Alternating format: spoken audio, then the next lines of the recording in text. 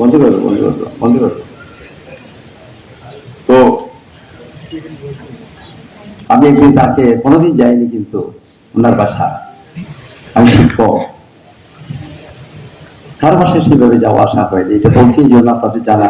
আমি সুকুমার বড়ুয়া কি বলছি একটা ব্যক্তি সম্পর্কে, এগুলো প্রকাশ করে না কেউ, মানুষের প্রকাশ করে না। তার বেরুটার পেছনে যে অনেক যোগান দেয়।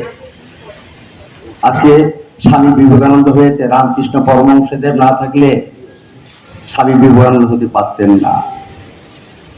প্রতিটি মানুষের পেছনে মানুষ থাকে ছায়া হিসাবে, পরামর্শদাতা হিসেবে, সাহায্যকারী হিসেবে, কিন্তু কেউ প্রকাশ করে না। প্রকাশ করলে নিজে মনে হয় ছোট হয়ে যাবে, আমি প্রকাশ করি। এটা আমার স্বভাব সুলভ।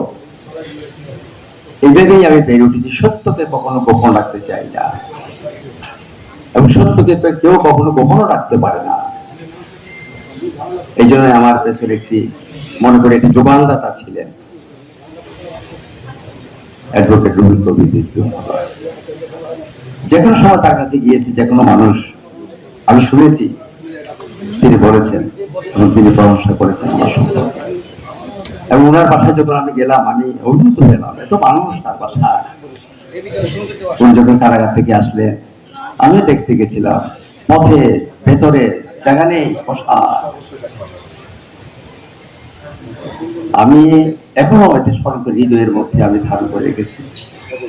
ওনার বাসায় একটা বড় চেয়ার আছে, ওনার বসা। আপনারা গেছেন, যারা গেছেন বুঝতে পারবেন। এবং পাশে একটা ছোট্ট চেয়ার আছে।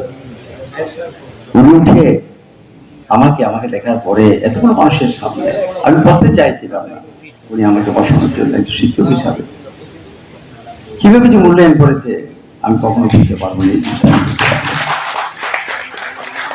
এবং যখন দেখেন তিনি কিন্তু স্যার ছাড়া, সম্বোধন ছাড়া কথা বলেন না। এগুলো মানুষকে মনে রাখতে হবে। আমি কি তাকে পাঠদান করিয়েছি, রাজনীতি শিক্ষা দিয়েছি, পুঁথিগত বিদ্যার সেই শ্রেণীকক্ষে কি তাকে আমি পড়িয়েছিলাম? না। কত বড় হৃদয়বান হলে, কত বড় মহৎ দৃষ্টি সম্পন্ন হলে, বিবেক বোধে, মানবিক বোধে বিকশিত হলে,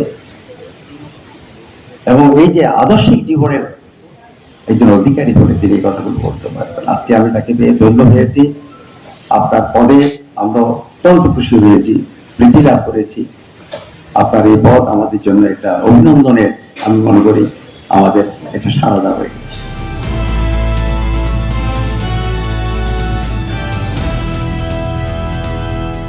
দিনাজপুর টিভি, মানুষের জীবনের কথা বলে।